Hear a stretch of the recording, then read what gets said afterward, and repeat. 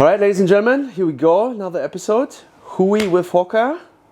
It's the 16th of July 23, episode 16. Wait, it's 16 already? 16. We actually have 17, but Ezra Bergen is still a bit unsure if he wants to release his. Under what circumstances? We don't know yet. Yeah, it's a beautiful day out here in Whangaroa, Raglan. We have a cameo appearance today with the young Ethan. Pleasure to be here, guys. Thank you. Beyblade Brocket. The one and only. The one and only. And today's guest, Matt The Viper Vaile. Good to see you guys. Good to see you guys. Welcome. Great to be here. And the man behind the camera. Yeah, Of course. How can we forget? Tim Stevens. Thank you so much, Tim.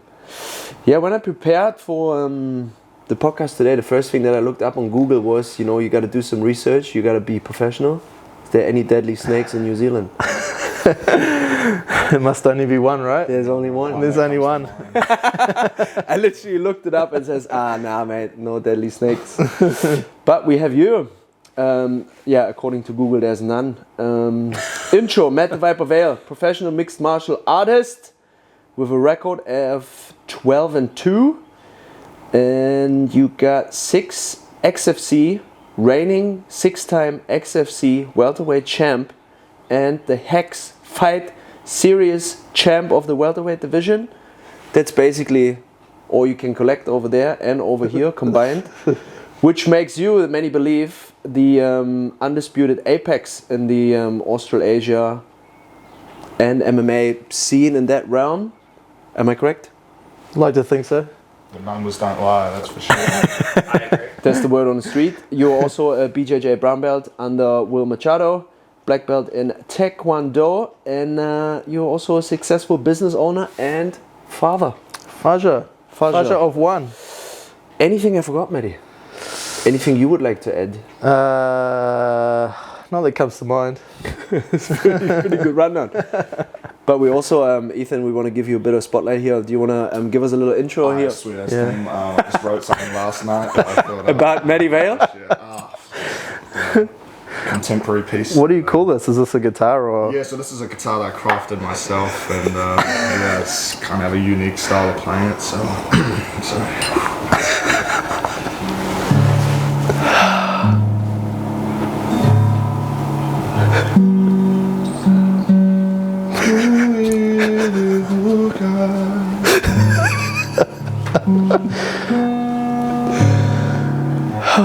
Thank you, Tim. Thank you. Nice.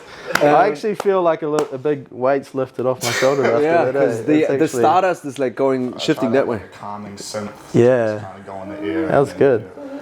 I might get you to come help me get to sleep some nights. I also play at weddings, so if anyone... Cheese sneaky plug. I like it. You can drop your applications now. But yeah, from all the things I've mentioned, Matty, like being a father, a business owner, and a professional fighter, which is all pretty much out the gate, what is the hierarchy of things? What is the hardest and most demanding? I think it comes through, like it rolls in waves. Like being a father is definitely hard. That takes up a lot of your time, but that's obviously the priority, making sure my little man's happy and where he needs to be.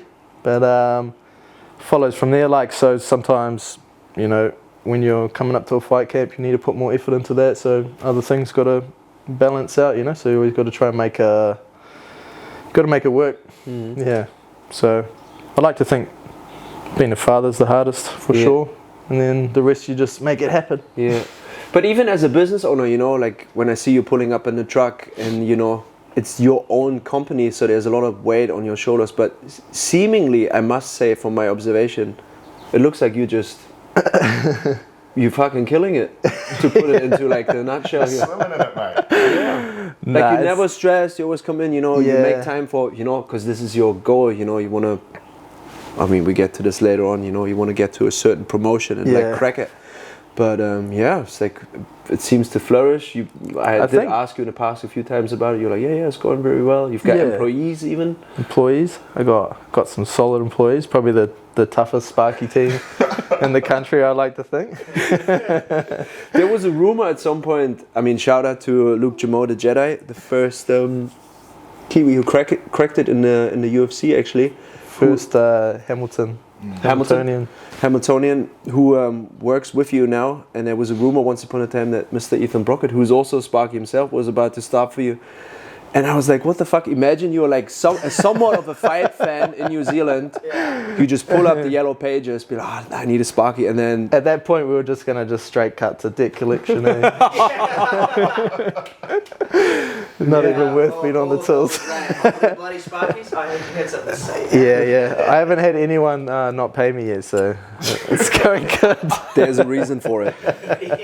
So that is going well. You seem to have that under the belt. I think it goes back a long way, like going through, just being really doing like martial arts since I was probably 8, and just, you know, going to training and having hard trainings like throughout that period of life. Like other things, I suppose other life experiences, like things don't seem as such a big deal, especially like work and stuff. Like I don't really get stressed. Even though like it is like a lot on the plate sometimes, like I don't really let it get to me, and you can easily just put that aside and go to training or spend some time, invest some time with the kid and stuff like that. And yeah, it's easy to set it aside, I think. And yeah. Like what is more stressful than having another human being chasing after you in a cage with like half naked, you know, like wants to take your head off?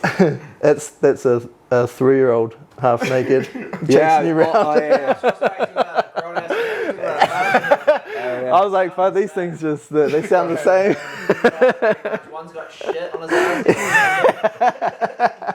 But that's like, you know, keeps you grounded, you know? Yeah. It's like the primal both ways, you know, it's being a father or like fatherhood or like parenthood, you know, you gotta nurture your child, but also defending yourself and being capable of somewhat combat, you know. Well, I would almost go as far as say all 3 of those things, martial arts, self-employment, fatherhood, they're all individual sports. Even though some sports? Well, not individual things. Going to the Olympics, They're all things, like, whether you're in a relationship or not, like you are still the dad.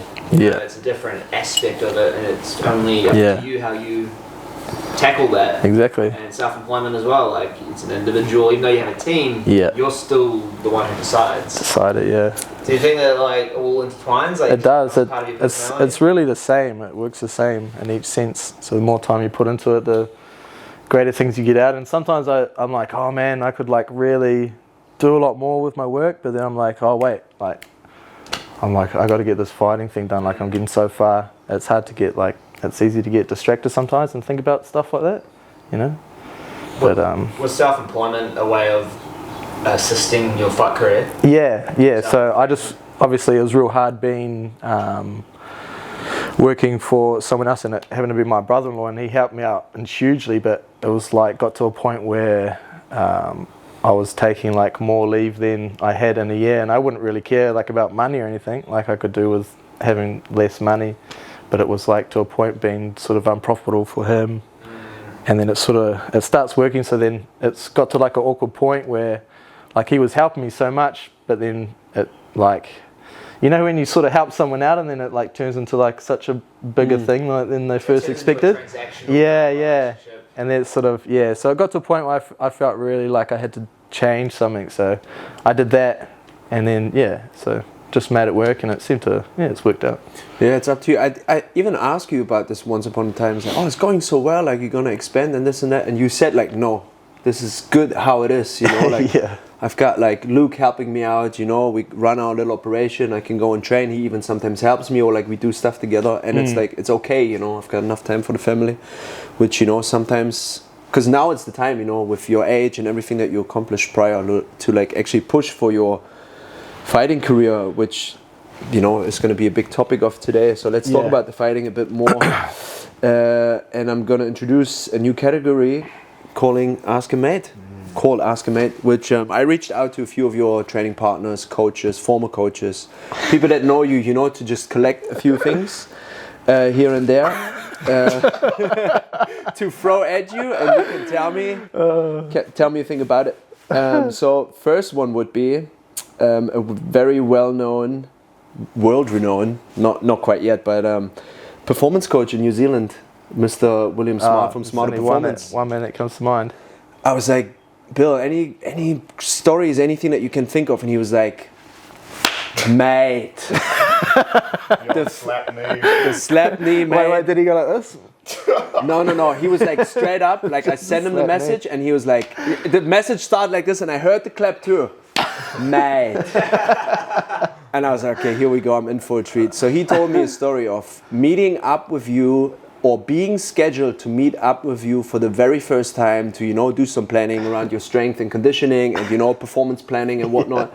And it was scheduled at Core MMA and it must have been a Saturday or I don't know. So he walks in, comes a bit early, you know, wants to be professional, and you were about to finish sparring and you were in the last phases of running a Shark Tank. And for the people who don't know, Shark Tank is basically you get a fresh guy, potentially each minute, each round, you know, like thrown at you and you just have to, you know, go with him. And I'm not going to drop any names, so did Bill, you know, we're professional about this, but he was saying that he walked in and you dropped every single one of them. Or like 3 out of 4, he was saying. You dropped 3 out of 4, if not all of them, seamlessly, you know, like just absolutely dished up. And he was just like jaw dropped. He's like, who is this guy? You know, like what am I got myself into here? Is that true or is that false? I've got a really bad memory, but I can definitely see that being true. I must say though, I heard that story. That's the word on the street. Though. I heard that story from other people, from at least one more person. So it was like when he told me, it clicked for me. I was like, I heard this before somewhere. Yeah, I feel like that one might have been for just before like the HEX fight, I think, one of those. They're working on some wrestling rounds, which was hard because I think they were just trying to take me down, and I was just defending, so it is easier to put the heat on people when you're on the better side of things. Yeah. Go on. Ethan is just like, I'm not going to say. I think I'd just also like to add that, like, when you're in the Shark Tank, if you're the person that people are rotating on, you're not actually really meant to be winning the round. Yeah. Usually that guy is like losing every round, and the coach is like yelling, like, come on. Oh, but yeah, so it's actually abnormal to be winning every round. Speaks for you, I guess. Another thing that you maybe have to explain to us, which also I think links back to being so calm as a dad, you know, business decisions and in fighting, is martial law training. Does that ring a bell? That does. That was. Do you want to explain what that is and like how it like weaves into your training? So I obviously did like martial arts, traditional martial arts for probably 12 years and got my Taekwondo black belt secondary, I think. In the sort of like later stages of at that gym, we put together a group called like Martial Law, which you had to initiate for, and it was based around sort of SAS style trainings about like mental toughness, physical toughness, just covering all bases. Yeah. And it was run on like a Friday night at 9 p.m. same time every night, and like it was like sort of like the Fight Club rules, like you're not allowed to talk about martial law. But though, like you'd tell everyone about it because it was like the most craziest shit. Yeah. But like, so yeah, this was pretty much like from about 16 I was until like sort of early 20s we were doing this. So you had to initiate for it, and yeah, that was a pretty brutal process. So it's just give us an example of maybe a painful story, or maybe the initial initiation, we'll run through that briefly. So the idea was put out to the people in the gym, and it's just like, if you want to do this, like turn up Friday, no questions, and you bring a survival pack. So like we turn up with what we think we might need for like such an exercise, and then pack your and it was sort of pack. It was like all the real keen guys of like the group, like, and we had some like awesome dudes like Colin, Sam, Dan, Luke. Like these guys were just my like role models. Like in like martial arts, because these guys were just weapons. Like, had many a beatings from all of them. I think that's where it came from. But all these guys signed up, so I'm like, yeah, I'm doing it. So me, one of my training partners, Jason, old Ethan here, he would have been a young spread at this age. No doubt you would have been there otherwise. And then one chick called Shan. She was a special lady that she loved. She always went on that she loved the feeling of childbirth. Yeah. So I just remember going through this, and it was like they started us doing like sort of like a running beat test, but then they like poured water all over the ground and then like put obstacles in the way, and then we just had to keep running up and down, and then they were like just kick us over and like just keep hitting us over and pushing us over, and like just saw that constant like bullying, trying to get people to quit. And then you have to go outside and climb the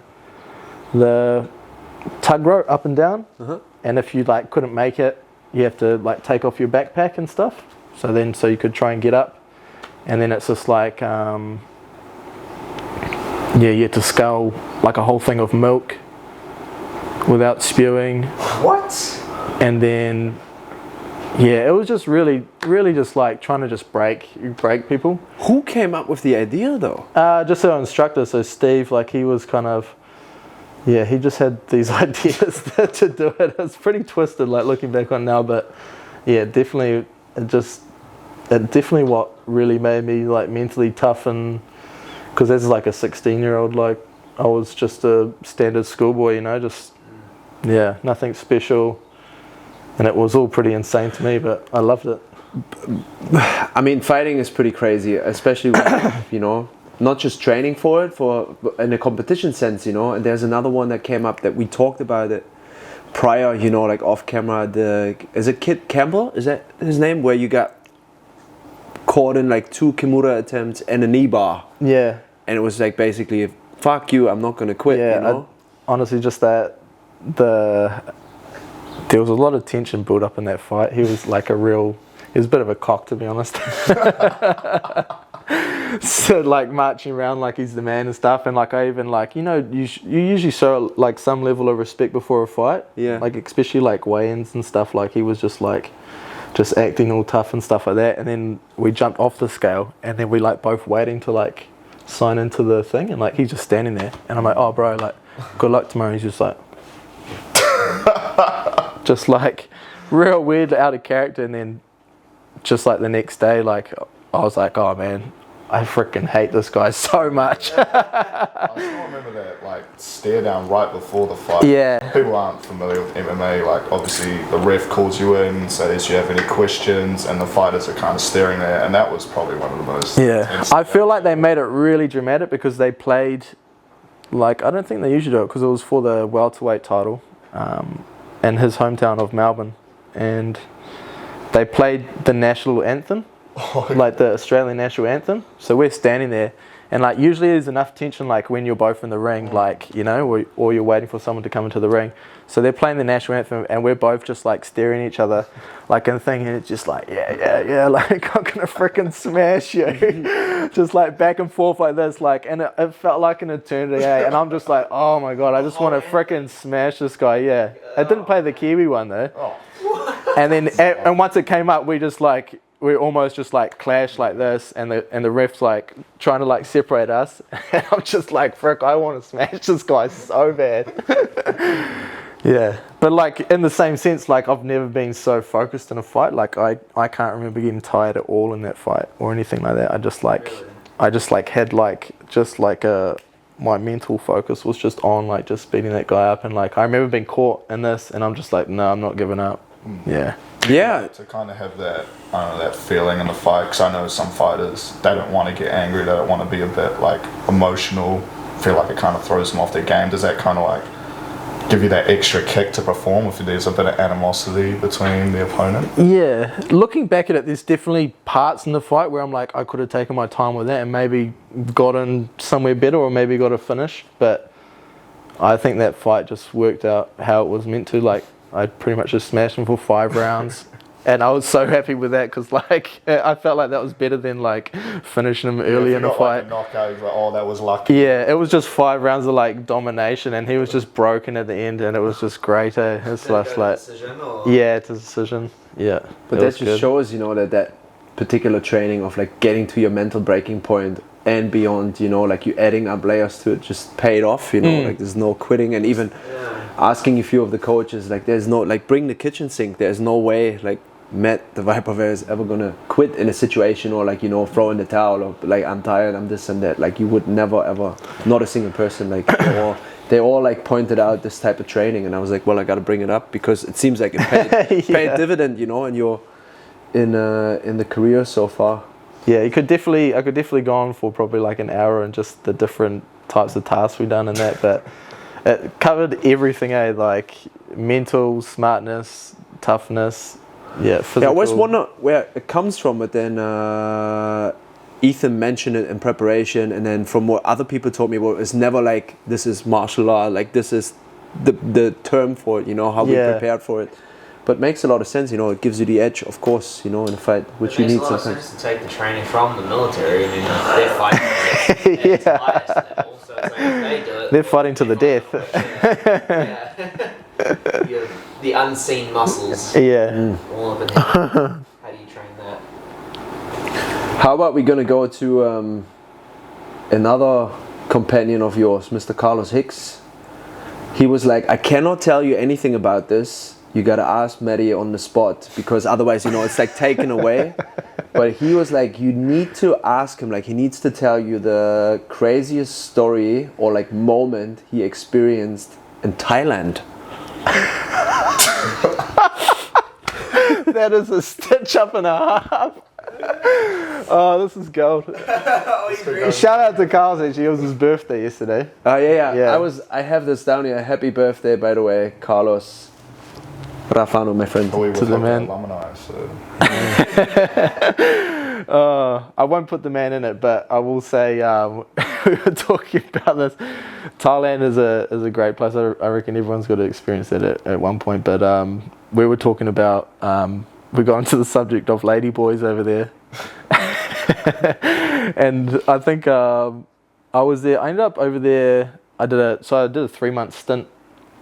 Met some awesome people, and then I happened to be there from Phuket top team? Yeah, Phuket top team. So sorted that through Luke, because obviously he was sponsored by them and lived over there for a long time before he made it into the UFC. So they helped him hugely to get to that point. Mm-hmm. So yeah, he sort of teed everything up for me, and then I went to there and trained.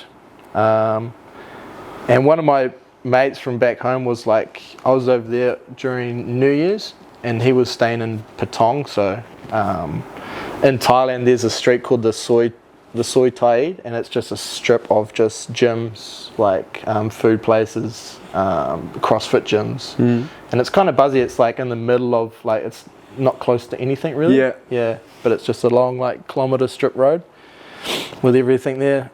Like everything, sauna, ice, yoga, training facilities, ladies that do all your laundry for like 50 cents literally, and bring it back in a bag, you know, like it's still warm, put it down, wrapped. You can rent scooters, like it's almost like a fighter's dream. Yeah, I was going to say, it sounds like a fighter. Everything's cheap, food's super cheap. Like, and you just Strawberry milkshake. Oh yeah. Sawadee cup. And no training on Sundays though. I remember it was always like everyone's no relaxing Sundays. Except for the CrossFit. Lots of staph infections. They go every day. No quitting for the CrossFitters. Bad staph infections. Yeah. But yeah, anyway, so I met up with a mate that was in Patong, and that just like clicked my mind. I'm like, oh no, that's probably not even the funniest Thailand story. We'll run with this one anyway. And I met him in Patong. So Patong's like sort of like the party sort of district of like where all like the wild part of sort of Thailand within Phuket area. So we went out, I think we went to a club that night, I think, just for like a looks around, and he had his girlfriend with him, and then she might have drunk something weird and she felt really sick. So then she like took off home, and he's like, oh man, I'm gonna have to go put her to bed and stuff. I'm like, oh, that's all good, bro. Like I'm gonna shoot back to home, like, which was, I was staying right next to the gym back in the Soy Tide, and then I was walking around looking for my scooter, and then I think I was getting like really lost, and then like I had this group of like girls come up to me, and they were like probably like 4 of them, and they're like, oh hey, what? Just like yeah. And I turn around, I'm like, oh shit. And then like this one of them was actually like real beautiful, and like had like contact lenses and like bright blue eyes. I'm like, oh man, like she's like way too like beautiful to be like real. And then like they started like chiming, oh what are you doing and stuff. Oh no, I'm just trying to find my scooter. And they're like, oh, you wanna, I can't remember what they're quite saying, like you wanna hang out or something like this. And then I was like, oh no, like this chick's gotta be. But usually the first question is, you got girlfriend? Girlfriend? Oh no, they were straight to the point. Straight to the point. But like I could tell 3 of them were chicks, but this one was something was up. And I'm just like, oh no. And then they try to sort of like surround me like this, and then I'm just like, oh you like this, and then they're like, I like sort of like sack tapped her, and then all the other ones started cracking up. He's caught us. And I was like, oh no way. And then I started trying to like walk out this way, and then they all started chasing me, and friggin' no shit, I ran for like probably like like 100 meters, and they were just trying to follow me and shit. I just started darting down like alleyways and stuff, but it freaking took me like 20 minutes to find my scooter. Oh my goodness. Holy shit. Yeah. And it's not easy to find your scooter in Thailand. Nah, it's so many all scooters. Of the same. Or you got one you were renting? Renting. Shit. Yeah. Yeah. It's like a million. Because there's literally no cars. Everyone has a scooter. And if you forget where you parked it, like it's a nightmare to find that.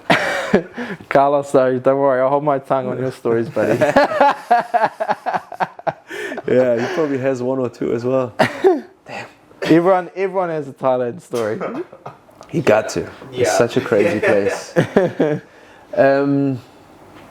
Well, I think we put a tick on Thailand. That's enough before we like get into something too crazy. Another gentleman that I reached out to, Mr. Craig Short. He was there for your first Muay Thai fight at the tender age of 17. Is that correct? Yeah. And he was saying about you that it was super evident from the get-go, like how you were reading people's movements, and also how you would disrupt the rhythm, and then obviously developing that killer instinct, but as a competitor. And he was saying in that message that he sent me, like, I knew at this point, like straight away from watching you from that first fight and the preparation and everything, this guy is going places. Any thoughts? I reckon that's awesome to hear, because honestly those first few fights I just can't even remember, because it was just straight like out of rage. Well, if I remember correctly, the first fight you knocked the guy out in like under 30 seconds or something like that. I think my very like going right back was I versed Kong. I think he was from another gym, and he was I was like maybe 16 at that point, and I think he was like 26 or something. And he was obviously from Thailand, and had quite a few like Muay Thai fights. 16 versus 26. Yeah, and I was real little at that age. I was probably only like 56 kgs or something like that. Yeah, so obviously the same weight, fighting at the same weight. And then I was like telling all my friends and family, like, I'm fighting this dude called Kong. But I think, yeah, that I won that one in like the first round. I just front kicked him in the stomach, and That was it? Yeah, TKO, so it went well. Maybe the transition here would be, of course, you know, there's like developmental stages of your career or you becoming a mixed martial artist. Like, when did you decide to start training in the first place? Like, going back there early, you know, that was your first like proper contest, but you said 8 years old? Yeah, I did karate with Terry Hill. Oh, Terry Hill. With Terry Hill, Terry Hill, the OG of the NZ fight game, I reckon. Yeah, did karate with him. Did that with my cousin, and that was that was more just a good activity at that age, I think, to do. But I always liked sort of that kind of stuff, and we covered a few different like random little fun things doing like a little bit of grappling. Like I remember we used to do sumo competitions. Like Wicked. yeah. And we used to do like light contact competitions, which was sort of like Kyokushin kind of style with like leg pads. Yeah. So no contact above The head. the head. Yeah. I remember I was I think it was my second ever like light contact competition I entered, and I was always like, I never really wanted to do it, but then I did want to do it. I liked the idea of it, but then it did scare me at the same time. So I was always like, at that age, like sort of a little bit in between. And I remember I got my dad to tie my belt around me. So because obviously you wear like a gi and a belt, and he tied my belt around me like quite tight. And then like, so I had my green belt, and I'm like, oh yeah, that's quite tight. But I was always one to not really like complain. Same thing. I think I went out first thing, the dude like punched me in the stomach, and then I was like winded straight away. I'll never forget that. I was like so ashamed. I was just like, oh man, I never want that to happen again. But that's a good transition, because obviously that's from the starting point to how did competing feel for the first time, because then it goes from you just training for, let's put the young boy into like martial arts and we'll give him discipline, to, or maybe there's some competition in here, and then you just shared the story. Do you want to, is there some other?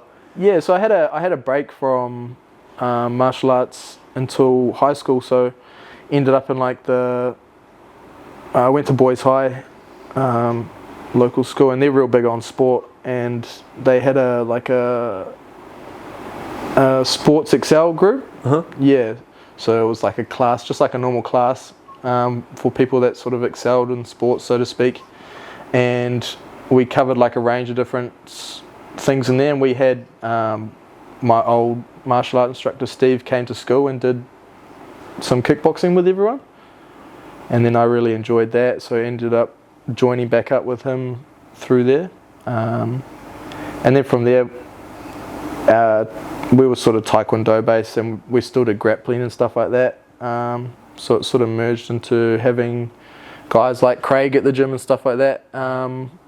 Sort of helped us move into doing kickboxing fights and stuff like that. Yeah. And then slowly the progression of working with Carlo, obviously the owner of Core. He was working with our gym at that time to teach us some Brazilian Jiu-Jitsu, and then the merging of BJJ and the kickboxing. UFC obviously was starting, getting some interest, and I think Luke was the one who originally wanted to have an MMA fight. So we had an in-house fight, and that was the night that I had my first kickboxing fight. Luke had his first MMA fight, against another local guy. What did you think watching MMA for the first time? It was pretty crazy, like no one really knew what it was or anything like that. I remember the funniest thing, I don't know why I'll never forget it. I remember going to Rebel Sport like real early on and being like trying to explain to them like if they have MMA gloves, and the guy was just like, what the frick are you talking about? Is that boxing gloves? I'm like, no, with like no fingers. And I remember trying to buy some MMA gloves, and I had to get them from like, I don't even think I could get them from Aussie. I think I paid like $140 for like MMA gloves back in the day. Like, It was a rarity, it was so rare. Going to now, so I think that really kicked things off for me, because like obviously Luke was like a real good role model for me. I just sort of wanted to do what he was doing. So once he started MMA, and then he sort of kicked into the amateur scene, fighting up in Auckland and stuff like that, I slowly progressed into the same thing. We had a really good promotions like ICNZ, which is just I can't remember who ran that one.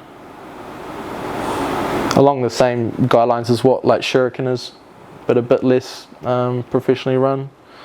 Yeah, that's definitely one of the most premier promotions here. Like, he's done real well to keep that going.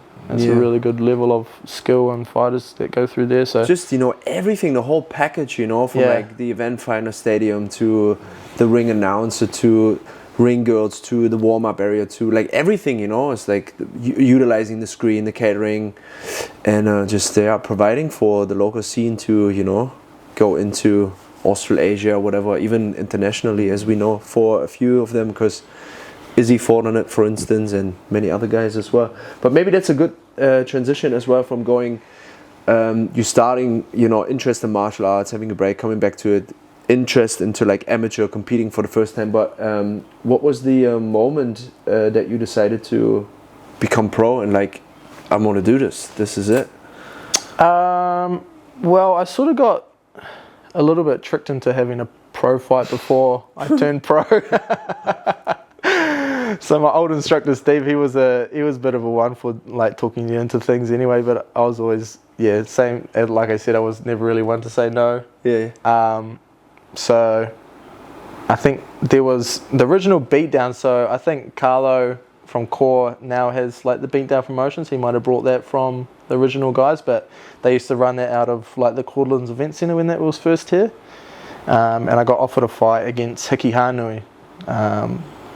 Real good kickboxer guy from originally from Huntley and stuff like that. Real tough dude. And I didn't know he had like 4 national titles in like kickboxing at the time. And I was just like, I had like maybe like 2 kickboxing wins. Oh, right. Been doing BJJ, I think I was like, just got my blue belt maybe. Huh. Yeah, I think I was 20. Yeah, I think I was 20 at that point. And then, and then I think the day before, Steve's like, oh, like, just so you know, like, this guy's like had like quite a few kickboxing fights. Disclaimer. Yeah, He should have not told you. And then I think Joe Hamlin, he was obviously at Core at that point. He's like, oh, you know that Hickey works with Craig Short, eh? And I'm just like, what? And then he had this like big laugh about like how Craig was trying to stitch me up for ages, and I was like, oh no, it's just a good laugh. Yeah. But so we ended up having a pro rules fight as my first MMA fight, and so I like invited all my family. They didn't know what MMA was. Like they're just thinking it's like kickboxing or something like this. Yeah. And then I'm thinking like, sure, I'm just gonna like grapple this guy, like use my like BJJ, like my blue belt BJJ skills. Rest of the world, baby. So get in there, and obviously like I think my family and everything was there. We get out there, and then I initially started like winning all the striking exchanges. Like it went sort of completely different to how I thought it was gonna go. And then he, I think caught a leg and then took me to the ground, and I just couldn't get off my back. He just had good top pressure, and because of his elbows as well. I remember I was looking back at my corner being like, what do I do, like like this? And I think he just elbowed me straight down like when I was like here, and it just like opened up a massive gash in my eye, and it just started pissing out with blood. And it just turned into like a bloodbath. It was just like, and then he was sort of just punching down at me. Sort of nothing was really like breaking too bad, but I just couldn't get out from his like sort of him being on top and just raining down punches. So it got to a point, I think about 2 minutes 30. He might have slipped off from like all the blood on my stomach or something like that. And I managed to pop out the back. And at this point it was just like, pouring. Yeah. Like a crime scene. There was like one point I think I was on my hands and knees, and there was like a constant pour from like here to the ground, like, and like the crowd is just going nuts because like this is just like a bloodbath, eh? And my sisters are just like, stop the fight! You see them like out the side, they're just like, oh, just like can't even watch. And I managed to slip out the back, and then I got him in a rear naked choke and choked him out, and like the blue belt. I think 30 seconds the blue belt came through. But I was like rooted, like never been so tight in my life. I was like Done. I still remember that photo of you like holding the hand up and his blood down, because there was like a big photo of it just played at a poster board in the gym we're at, and I remember thinking, holy yeah. So I don't know, I think that it was really lucky though won that fight, because I think that could have really put me off it, but I think the fact that how it turned in my favor at the end, like really, it actually, if anything, like lifted I just love that feeling of like coming back and winning a fight, and there's no quite feeling like it, especially like going through a bit of adversity like that and coming back and winning. Yeah, and that sort of caught the bug from there. I think we're gonna use that word adversity to get into the next one because you know, in preparation or just like personal interest, you know, being a fan of mixed martial arts, I recently started watching again like all the old like Vale Tudo, Pride, you know, like it's almost like re-watching it over and over again, and the more knowledge you acquire, the more things you see and pick up on how it was back then comparing it to now. Long story short, you get to a point in your career after that first one where you were 10-1 as a professional mixed martial artist, and you get the big call up from one of the biggest premier promotions in the world, like very prestigious, like looking at the lineup, which you gotta pull out in a minute. Obviously, big shout out to Pancrase, because they've produced a lot of good legends, a lot of famous names in the MMA circuit. Please read them out, Ethan Brockett. So, should probably start with Ken Shamrock, King of Pancrase, absolute legend. Bas Rudin, one of my favourites. With the undies and the high knees. Yeah. Yes, the jumping splits when he wins. Like, obviously, we've got Guy Metzger, Josh Barnett, Ricardo Almeida, Nate Marquardt. Nate Marquardt. The great, yeah. No he was way. champ there too. And many more. But those were, I thought, the most kind of notable household kind of names from that promotion. Yeah, so that promotion was the shit. And actually, they're just celebrating their 30th year anniversary this year. Yeah. I think it's almost one of the longest running MMA promotions in the world. Right. And it was a prestigious event too, because you know how UFC is like UFC 100, 200, you know, those events just roll over, and it was Pancrase 300. And you were not just on the card, you were the fucking main event. The Manny Bang. Let's point that out. And your opponent back then was Takashi Sato. Japanese fella. And you know what they always say, when you want to have a breakthrough, or at some point in your career you got to go to Russia, fight a Russian, or you go to Brazil to fight, you know. Yeah. But you had to go to Japan, and Japan has this like samurai spirit, you know, when it comes to martial arts, you know, to fight a Japanese, like their star probably. And that was a career-changing moment, because he defeated you. He was lucky enough or fortunate enough to defeat you, and then went on into the UFC straight after. And he actually fought legend, literally Ben Saunders is a legend. He fought Bilal Muhammad and Gunnar Nelson, just to name a few. I mean, he's on a, I think, 4 or 5 fight losing skid, but it doesn't matter, you know. Like that was tough competitions. Tough competition, you know. So. Yeah, you just want to talk about that experience, like getting the call up and going to fucking Japan? So it got to that point of sort of like 10 fights. It was sort of starting to like weather out, like the welterweight division within like New Zealand, Australia. Sort of how it is now, but not so bad, of people just not wanting to take fights. But there wasn't many options to try and prove myself like further without going obviously overseas to looking for fights like that. And we had that opportunity to fight Takashi, and I think he was coming off a loss from a really good dude, Glyco França. It was like a Brazilian guy. Had a really close loss to him, and I think if he won that fight, he would have gone to the UFC. So it was sort of a definite, like, winner of this fight is going to get into the UFC. So we sort of took the risk and went over there and made the fight happen. It was a very tough fight camp. Like, it didn't really many things go our way. I had quite a bad like ankle injury, which nursing a lot, which couldn't really get like the cardio in, which ended up being a big factor in that fight. And it still frustrates me to this day.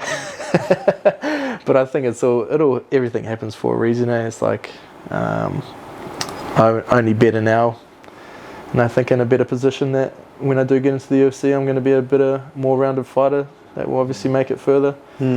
But he's a southpaw fighter, so we worked a lot on tactics to try and attack the front hand.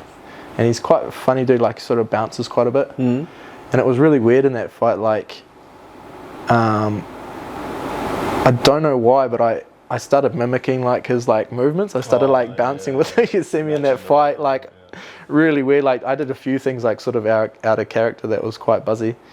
But yeah, I got caught with like a couple of straights down the middle in the first round. Managed to recover, nearly take his back. You did knock him down in that. Yeah, that so back and forth it was a little bit annoying. Second round, I completely flattened him and had him on his hands and knees, just raining elbows down. And then I sort of like, I don't know, I just really was like in a weird like body position, and I just allowed him sort of to stand back up and sort of get back into the fight. And by that point, I just like completely exerted myself. Because it was at that point I was just like, man, I don't know how much I have, so I'm just going to go all out. But yeah, to have, yeah, it's like looking like the fight definitely could have been stopped at some points, but and then on the other flip side for them, they like I wasn't really taking too much damage in the final exchange of when they called the fight off either. But should never have been in that position anyway, so you know you can't really hold on to things like that too much, and you just got to live with it and work for the next one. But yeah, I think it was a really big risk taking that fight, but it would have paid off if we did it well.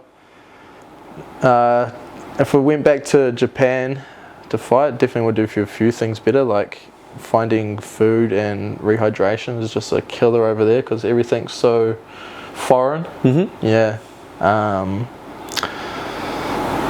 Especially like finding like things without sodium in it. It's all pre-packaged, and preservatives. Yeah, weight cut and stuff like that.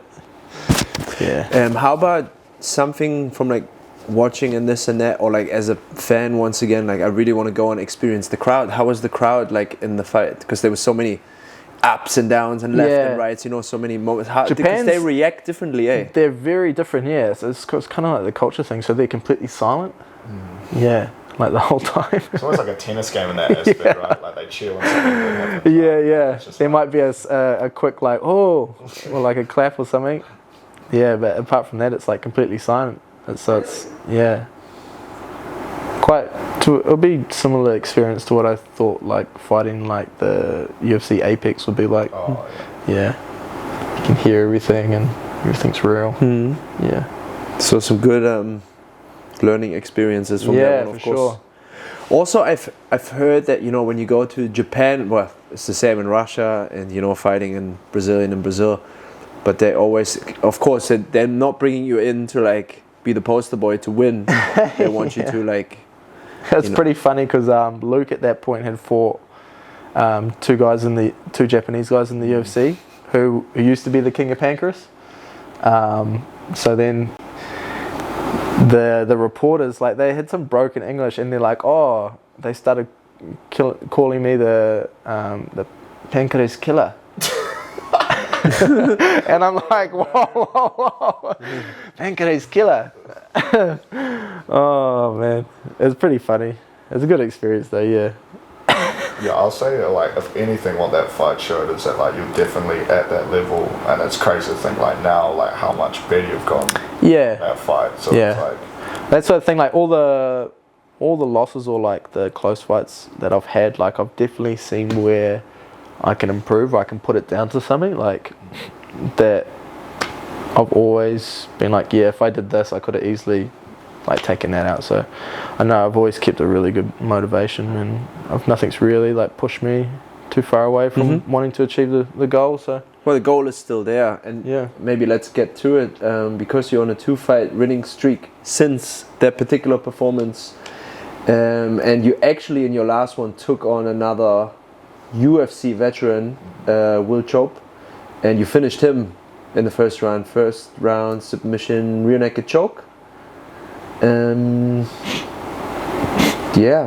I made some like I was saying earlier, and I'm still cracking up about that note here, I made some calls and paid some people to get this like exclusive information, but apparently there's something coming up.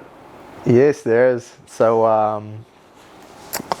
it's been a frustrating like last 2 years especially, just with the same sort of thing before I had the opportunity to fight in Japan. So after I did Japan, the top contenders within like the welterweight, like no one wants to fight like the best of the best. They're just trying to build their records and stuff like this. So I try to get promotions to fight for the belts. I ended up getting 2 of my belts stripped from me because I took fights with other promotions before their fights. And the way I see they probably did it because they want to keep their belts rolling because they just couldn't get people to fight me, you know? So which is fair enough, but it was pretty annoying at the same time. Like I was left thinking like what do I do now? So obviously taking a kickboxing fight, which is next weekend. But yeah, had a call come through from my manager, and it's something I've been waiting a long time for, and so I'm getting a shot at the eternal welterweight title. Boom. And that is, can't wait for that. It's just it's something that I've been waiting for a long time, for opportunity. Like I feel like this is exactly what I need to sort of. Oh yeah, sorry to cut you off there for a second, Matt, but I forgot to mention, you know, of course, 2-fight winning streak. You took out another UFC veteran, and then because of the lack of competition or no one wants to fight, you took on. It's next week at Cage of Fury. You took on, or you're about to take on. Sorry, I should say it that way.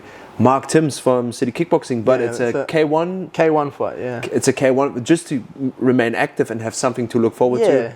Yeah. Also just to prove that I can still kick it with the best of K1. So my plan originally was, if nothing was going to happen within like the MMA scene,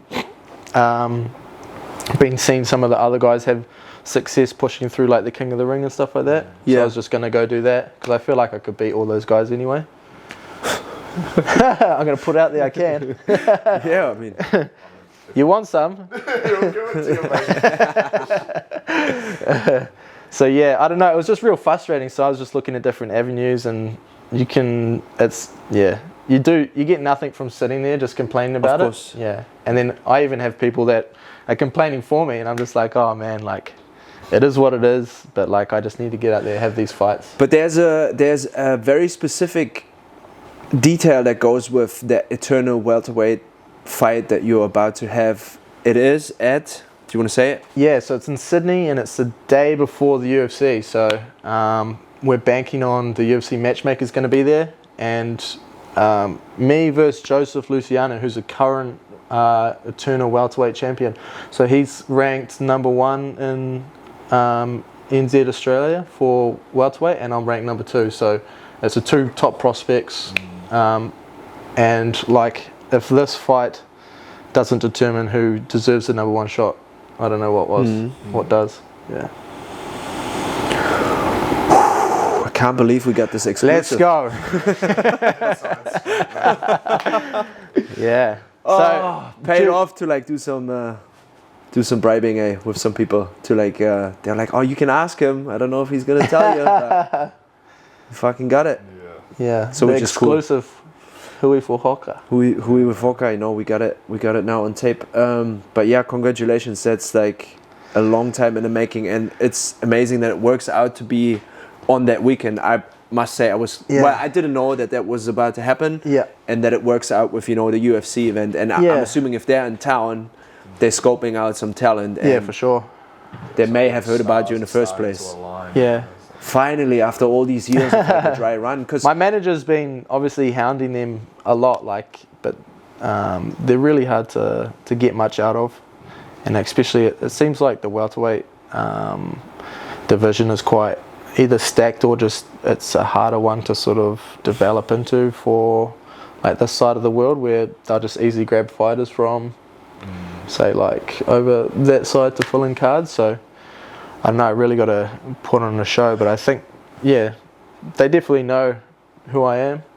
Well, if they don't know, they're not doing their homework, like, honestly. But also, on that note, there is a rumor that the UFC is making a return to New Zealand, Auckland. Yeah, I've heard that as well. In 2024, and apparently to my sources, that sounds like you got all these. I got all the information, mate. But it's apparently about to happen like early next year, so that would be the perfect transition for you, you know, to make a name there for yourself. And then it's like if it's not happening, then I don't know. I think New Zealand's actually going to go to war again. So you think this fight that's coming up, they're scouting for that event next year? Who knows? But they're just in the country, so they just like to look at new prospects. But obviously, my manager's been hounding him a long time about me. So was it fight happens that I'm fighting like the day before the UFC? Yeah, they're gonna come check it out. It's the Japan fight was 5 years ago. Something like that, yeah. Yeah. So imagine. And there was only 2 in between, you know, because it's hard to get competition going because of all the factors that Matt just mentioned, you know, with like maybe protecting their records, maybe if there's always politics involved in different promotions and how people run the show, you know, like maybe they have a prospect they want to bring up. There's always something. Interesting, because it's just not how you would assume from the outside looking in. You would assume it's like it's the best, and then everyone's trying to knock the person. Yeah. You like to think it's like that. You think it's like that, but it's not, is it? It's not. No. Unfortunately not. Well, unfortunately, however you want to look at it, you know, for the people who get brought up through the particular promotion, it's good, you know. I think just like even it's going to make it so much sweeter when it does happen that I've done it that way.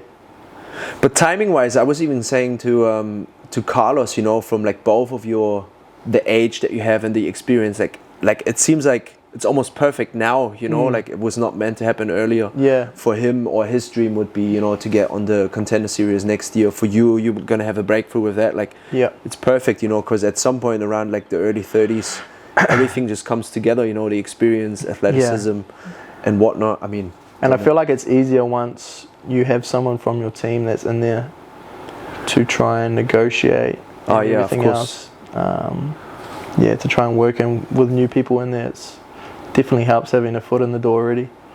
And there's another funny fact, even with, you know, like City Kickboxing obviously they have the door open, you know, to the UFC, but it's one of the facts that were like put forward to me when I was asking about you, was like when you go up there, and you did in the past, I'm not quite sure when, you know, to spar them, and you know, you gotta look for competition. You like stay on your toes. That you are the person who got Dan Hooker's heart rate at the highest, from like just pushing the pace, which is another good one. But yeah, thanks to Luke's probably helping you quite a bit as well to just mentor and like figure out what the way is, the Jedi. Jedi mind tricks. Yeah, channel the inner Jedi. He's definitely a weapon and still got a lot to give in the sport. He's just been real busy with his sort of personal life at the moment, but we're sort of going to work in with him, get him cranking, because having him as an asset next to everyone else is pretty huge. We've got everything we need at Core MMA, so we've got like all the Ethan weapons. Brockett, he likes to say, hey, Core MMA versus everybody. 100%. Versus everybody. If there is time, is there no time? We're getting to the very last section. Slide one in if you want. I would just like to backtrack a little bit to the Will Chop fight, because in my opinion that was a real big statement. For those who don't know Will Chop, like, he is an established fighter, something over like 40 professional fights. Ridiculous. And like tell the people. Has fought like established fighters like such as Max Holloway in the UFC. And if you look at Will Chop's record, he like has a lot of first round submissions. So for me, when I watched that fight and I saw you submit him in the first round, my mind was absolutely like blown. I think I put up like a video on my story like screaming like, go on, matey! Almost like shedding a tear. But for you, was that like, did you envision that fight going that way? Like, did you want to submit him to make that statement, or was that just kind of how it like? Just how it happened. Yeah, because that was absolutely nuts. You can think how a fight's going to go to a point, I think. But yeah, he sort of just closed the space really quickly and jumped to my guard. I was like, what the fuck? Because there was that moment when he went for that big slam when he jumping guard. It was pretty funny, like, because I slammed it down, then dragged him right to the corner, and there's like Luke and Frankie there, and they're just like, all right, Matty, be violent now, be violent. And then his face was sort of like, he starts like scrambling hard. Oh, fuck. Poor guy. Poor guy. Are you someone who likes to have like a very strict game plan, or do you kind of like to make like adjustments on the fly? Like yeah, I quite like to do that. I like being sort of as random as I can. Most to a point where I don't really know what I'm doing. Oh yeah, well I suppose if you don't, then the guy doesn't. To a point, like I have my set things that I know that work. So like you get into a position, you're like, I'm gonna do this from here. Yeah. But it's never like I'm gonna submit this guy, or like I'm gonna drag him to the ground and submit him. Yeah. He might be really strong in a position. I'm like, fuck this. I'm gonna just stand back up and just punch from here and see if something else works. I suppose having like a good range of things that you might find like a weakness that works. Yeah, it's funny, like a lot of my earlier fights, like I'll get leg kicked and then you'll be like, fuck, I'm gonna leg kick you, and then like you leg kicked him back and then like, oh yeah, that worked to me, and then you go again. Well, that's from a mental point of view, like mentally be like, no, I can beat you at this too. You trying this, Yeah. I can beat you at this. I think Goes that's back why to that's a lot of my motivation comes from like just proving the other person wrong. Like if they think they're better, it's like nah. Yeah. because on paper the easier path to victory probably would have been to strike with him, but the fact that you kind of beat him at his own game. Yeah. Was, You just don't want to do that to the point of like feeding your own ego to get in trouble. Like, yeah, it's good. You got to have that good balance. Funny enough, yeah, that could backfire on you. But pointing that out, some people was like, I even overheard conversations. People, oh, that was almost, it looked too easy. And I was like, what do you mean? That's just practice. Like, what? Like to put on such a performance, but you know, you gotta understand as a martial artist what it takes, you know, to do such a thing to such a veteran, you know, and not just, oh yeah, he got him in a choke. It's like, oh yeah, but there's so much to it, you know, like so many more things. But that being said, maybe Ethan, he was begging me to ask another question before we even started, and I was like, come on, slide in. And so you want to ask him about the pre-fight stuff? So I like asking a bunch of different fighters because I'm just curious. Kind of a two-part question. One, do you have like a You only get one ritual? And if not, can you just kind of run us through like stuff you do on fight day? Yeah, I think it's changed a lot over the last few years, and it's been a little bit more awkward. Like I found in my last like 2 fights, like one I had against like that was in Dunedin, which was a year ago. I knew him quite well. Like I've trained with him several times, and like he's a good man for taking the fight against me. But there's sort of like this like friendliness, like, and I just like I felt everything in that fight. Like I was like so calm. It just felt like, yeah, it was quite strange. But like apart from that, went up to fight. I just try and relax as much as I can, really, and then all I'm thinking about is that first initial exchange. Yeah. I think just like I like to have a good sweat up.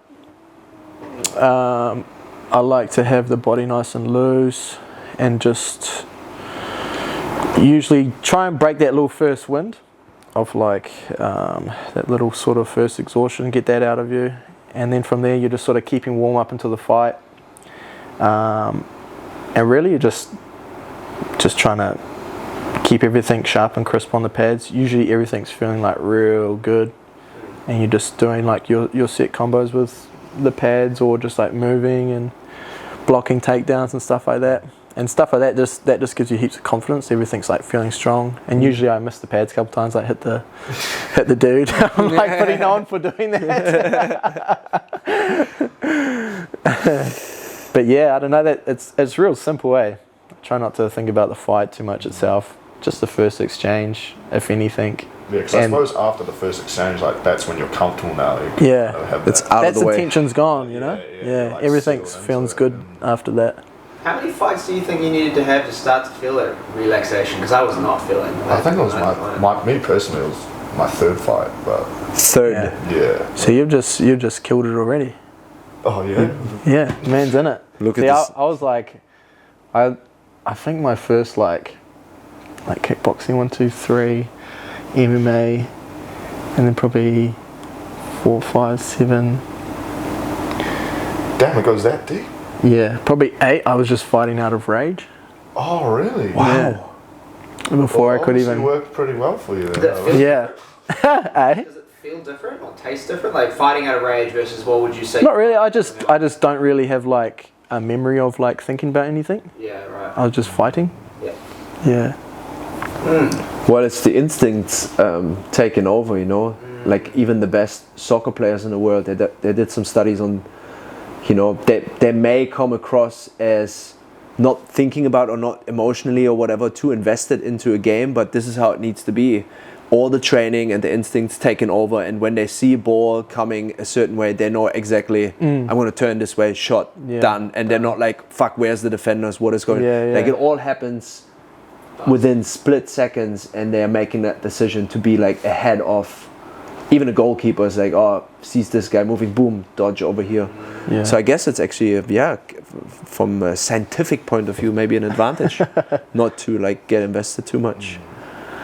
Yeah, that was definitely back then, but then it comes into like strategy of like movement and everything now. So yeah, it's definitely changed a lot.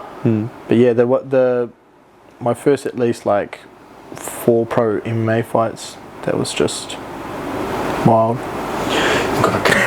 Did you get all your questions answered? Yeah, that's you done? Yeah, I'm good. Tim is sipping his coffee. You okay? I have a question. Is that what you're asking? Do you have another one? Because otherwise we're literally going into the final. No, I don't. That's okay. Pull out of the back of my head right now. That's okay. But then the last section would actually be, do you have a question for us? Me? Whatever. It's always like we give back. Give back. The last one is you get bombarded, but you can ask one back. Or if you're really struggling, I can fire another one off. Oh well, we have plenty. We have plenty more. From MMA, but we have plenty more, but we at least want to offer. Oh, nice. Nah, I'm not much of a question man. I'm probably right. Makachev? Alright, so this one's actually really off topic, but just as a person who's lived in Hamilton for a long time and a person who owns a business in Hamilton, if there was one thing you could either change about Hamilton or add to Hamilton as a city, like they say, here's Matt the Viper Vaile, the head of the Hamilton City Council. Matt, what's the next move? Is there anything that you would want to add or change about Hamilton? Yes. Oh, imagine that. Is it appropriate to say? I mean, we can cut it out. Yeah, is this PG rated or what? No, as far as it comes to that. I think the biggest asset to Hamilton is the how everything is so close and available in one spot. But I think infrastructure and it goes both ways. Like, it will be cool for the city to be larger and have bigger scale of things, but then there's not the people for it, but then we don't want the people for it. So what do you do? Loosen the immigration laws. Bring some people in from the outside. Well, then we'll just have heaps of dairies everywhere. Ram raids. No. But to be fair, that's not wrong, you know. You gotta have that type. Shout out to the dairy owners. You friggin' put up with heaps. Heart of this country, man. The heart of this country. They're running shit. I will say one thing though, a bit of advice, is if the young men out there doing, and ladies, in professional sport, if you go on holiday, enjoy your holiday. Don't think about bloody MMA. Enjoy that time, because I feel like every time that I've been on holiday and stuff, I've just been like so obsessed with the idea of like, I need to train, I need to do this, where like you're sort of taken away from like the experience of point of the holiday. Yeah. So really just try and get that difference between it. Yeah. Maybe it's a bit of fatherhood speaking there too, like enjoying it with your son, you know. Yeah. And the family. Take the time, separate. Yeah. Because that's still the hierarchy of things, you know. You said it in the beginning. That's like number one priority. Yeah, everything else comes second. All right. Try your best. Oh, there we go, Tom. How do you feel about like martial arts and the Ministry of Education? Like, do you think martial arts should be integrated into education growing up in New Zealand? doesn't have to be MMA. Yeah. Any form of martial arts as a form of their physio PT classes from maybe high school onwards. I think the whole structure, like I am no like education man or anything like that, but I feel the whole like structure of like the NZ education system is so backwards. Like it's only designed to work for like one type of person, so to speak. I know you probably understand a lot more. Of course. Like it's only really set like maybe like 60% of kids would work really well in that system, you know, but then there's like the 40 that just get really lost. Like, yeah, I really struggle with like school and that like, I don't know, there's really so much stuff. Not even just over here, like across the board, you know. And that's the same for, it's good in the sense of like, I feel like martial arts is really good at giving people confidence and stuff like that. Yeah. But it's also bad in the wrong hands. Like not everyone's wanting to use it for good. You sound like there's like kids out there jungle. But like I feel like maybe not in like the Ministry of Education as like a thing to do, but I feel like it's probably a good thing for all kids to experience. Either I think BJJ is really good for that because it caters for all styles and it's not like too aggressive if you don't want it to be. I was talking to someone last night actually about that, and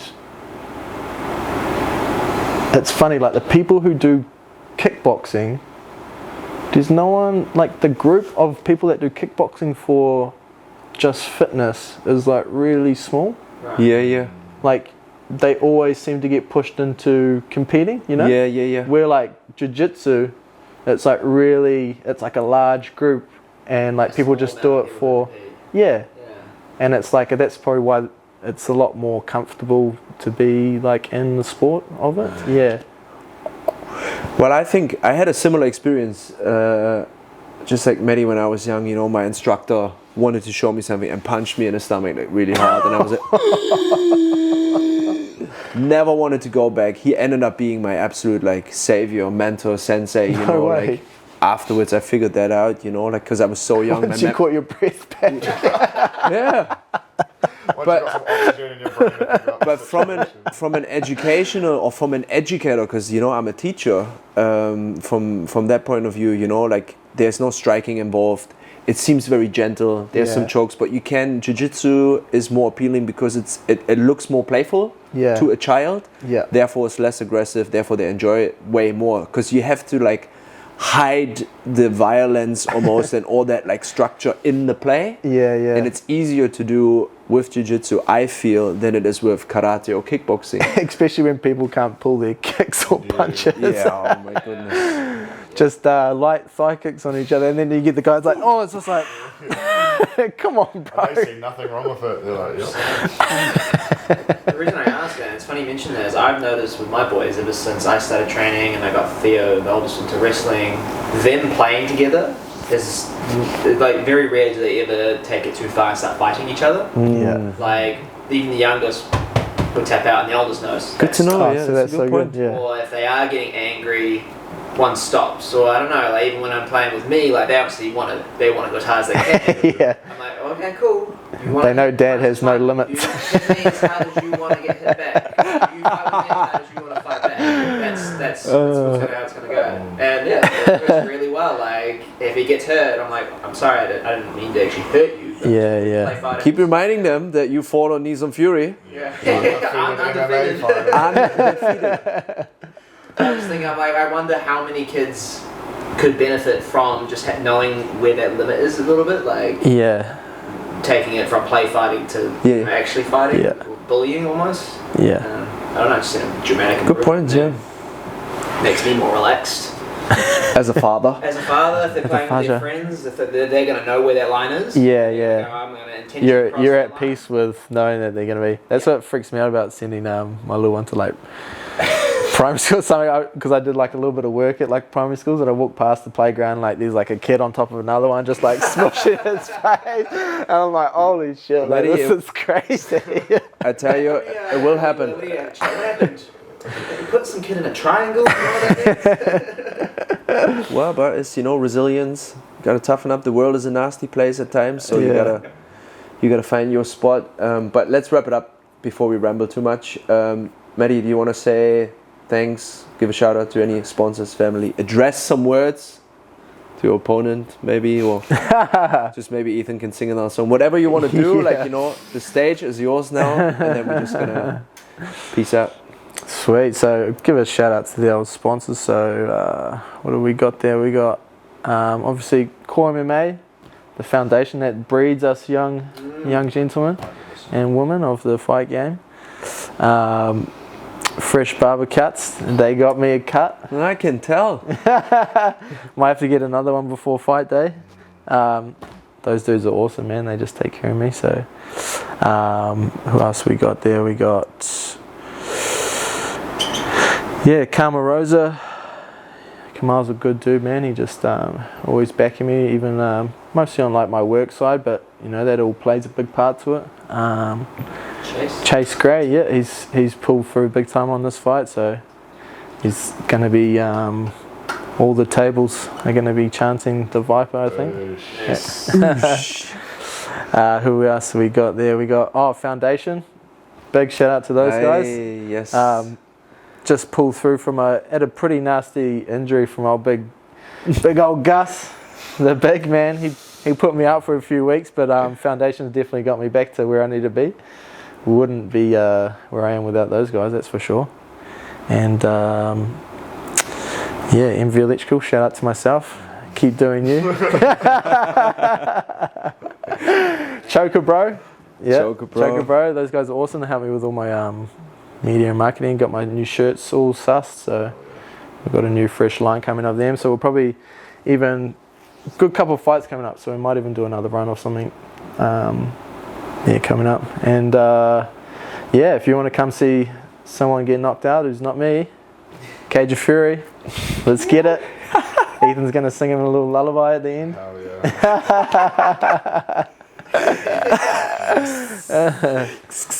Nah, it's good. I feel like it's everything's coming into play now, so yeah, looking really good for the future.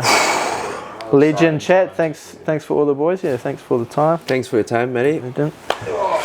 Get off the couch. And thanks to you, Tim, Adapt Media. Anytime, guys. Any media requirements, Tim Stevens is your guy. Reach out to him, and let's say peace out. We wrap this thing up. Let's go eat some kai.